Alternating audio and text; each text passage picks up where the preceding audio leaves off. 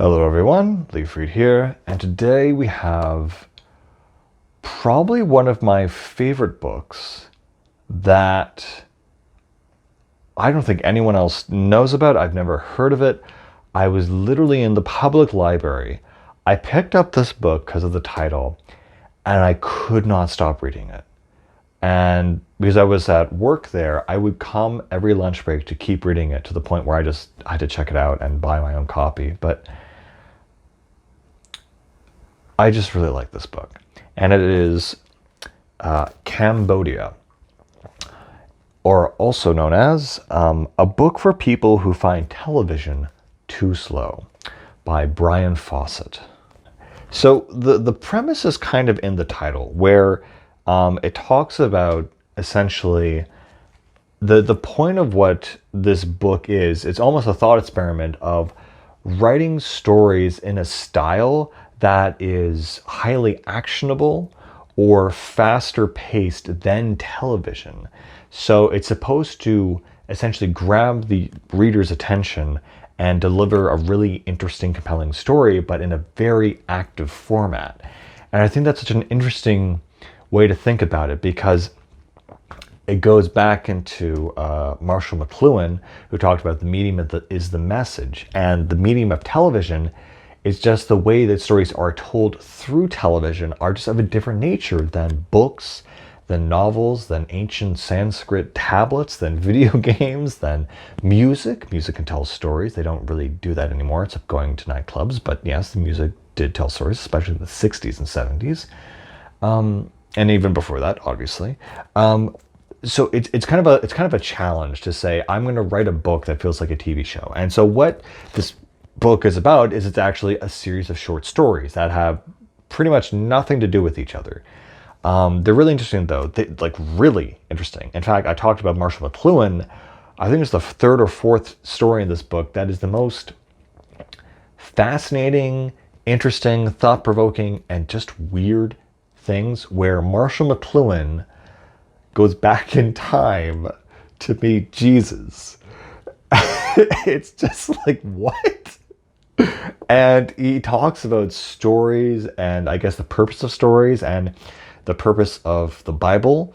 It's been a while since I've actually read this book, so I'm just kind of recalling all of this from memory. I haven't actually even opened this, and it's been probably like 5 or 6 years since I've read it, but it's been so vivid in my mind. And that one story was just, it was so of a silly quality, but it was actually so thought-provoking that it just stuck with me. And I think I heard someone say once that the emblem of really good media is something that is deeply thought-provoking and emotional, but is also extremely weird and silly and iconic in a way that it actually makes you remember what you read.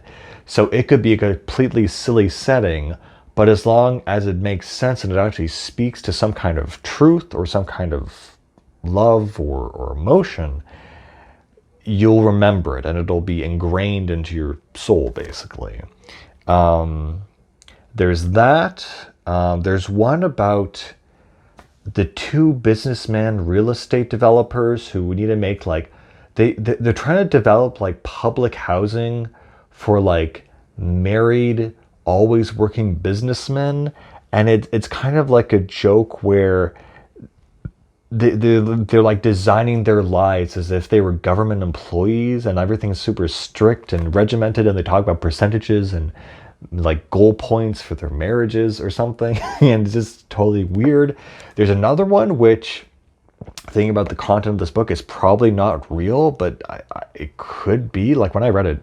And what it's about is about two Buddhist monks who get, in World War II, who get conscripted into the Red Army and then are captured and serve in the German Army, and then end up serving in the American Army or something, and they end up in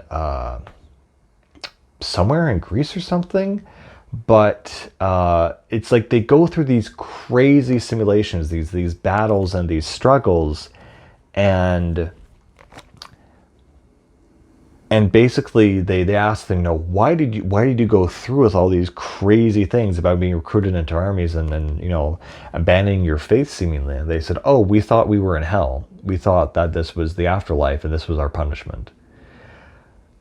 There's just crazy, interesting stories like that. And there's even one about a bunch of college campus kids who are rioting and the police open fire and actually kill a bunch of them, which I think it is based on a real thing. And there is an underlying story where it talks about a bunch of Cambodian, about the Cambodian Revolution in the 60s and the communist takeover. And it's funny though, because it's all written in like the underpart here. So that the whole story of Cambodia and like, which is almost factual, almost like a document, is written all in the bottom half of the book, while all the short stories are in the top half. So it's super confusing. I mean, I read all the short stories first, and then I went to these last. And it was kind of just a very just play-by-play about, the CIA went in, they tried this, they did this thing, they lost these supply lines, and just like a little like history of Cambodia and the revolution. And you're just like, oh, okay. So this is a crazy book. I don't know what to say. And the last story is about a bunch of Americans, and I'll never forget it because I can see this happening to the author, where there's a fat American family and they're taking the train from like Los Angeles to Seattle, or like somewhere like Arkansas to Montana or something like that, where they're just going within like a few states. And they said, well, you know what they say, that traveling expands the mind. And they're just going across a couple states. It's like, I can just see that happening. I've traveled a lot in the States as well. And, you do get those people. It's a very entertaining book, and I really, really love it. And Brian Fawcett is also a Canadian author. So yay, I hate seeing Canadian authors or Canadian approved authors in like some section of the chapters or the Indigo or whatever. And it's always just like not good, like not even remotely good. And I'm just gonna say it. I hate Margaret Atwood. And having her forced on me. Yeah, having her forced on me while in middle school or whatever, it's like, oh, this is my experience. The men were so evil, but I can't say how evil they are. Or just the tone of her books, they're just mean. They're just mean-spirited. I don't know. So if there's a Canadian author that I actually like, it's Brian Fawcett, and it's because of this book, and it's really, really fun and really interesting, and it makes me think. In the way that we write stories like TV shows, could we write stories like video games? I think we absolutely could, and I'm actually thinking of doing one myself eventually. I'm going to just read the back cover just to kind of finalize it, because I should have actually read that. In this disturbing collection of investigative fictions, Brian Fawcett asserts that the informational white noise of the global village is creating a cultural and intellectual breakdown that will eventually lead to the disappearance of local and individual identity. He argues that under the glitzy surface of television and information revolution lie the same intentions that ran among the Khmer Rouge Cambodia: the extermination of memory and imagination.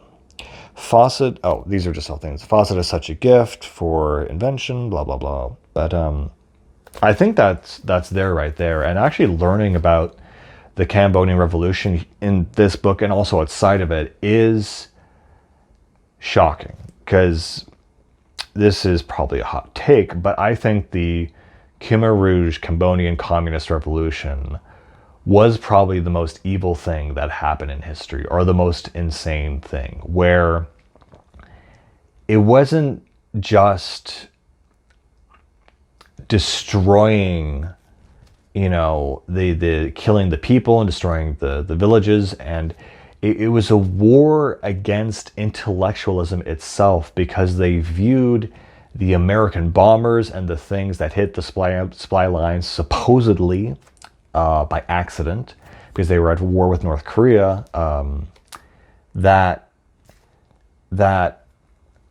they just saw all Westernism, all intellectualism as evil, to the point where if you were a university professor or if you were someone who wore glasses, they could jail you or kill you.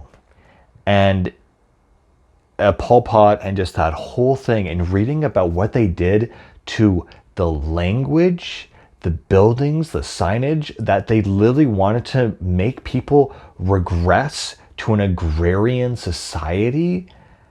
It's the most insane thing that's real that I've ever read. And I think the only thing I can top that off with is that Cambodia was the only communist state that was taken over by another communist state, which was North Vietnam after the war. They invaded Cambodia and took it over because even though they're both communists, but yeah, Cambodia was crazy.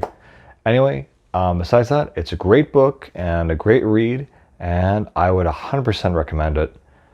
Awesome. It's just awesome. Anyway, as always, keep reading, and I'll see you guys later.